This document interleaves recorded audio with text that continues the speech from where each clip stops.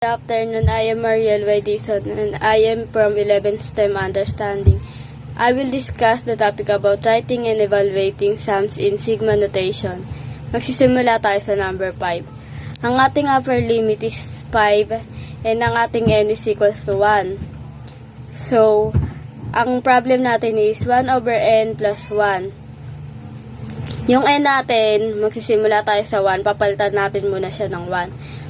Hanggang sa maging 5 siya. 1 over 1 plus 1 is equals to 1 half. 1 over 2 plus 1 is equals to 1 third.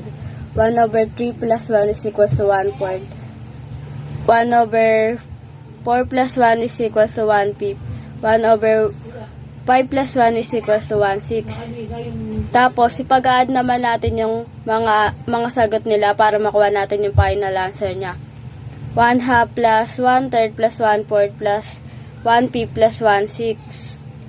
So, para naman mapadali yung pagpa-fraction natin, i-divide natin siya sa denominator and i-multiply naman natin siya sa numerator. So, una is yung 2. 60 divided by 2 is equals to 30 times 1 equals to 30.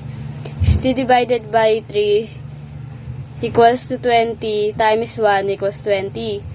60 divided by 4 equals to 15 times 1 is equals to 15. 60 divided by 5 is equals to 12 times 1 is equals to 12. 60 divided by 6 is equals to 10 times 1 equals to 10. Final answer niya is 87 over 60 or equal to 29 over 20 or 1 and 9 over 20.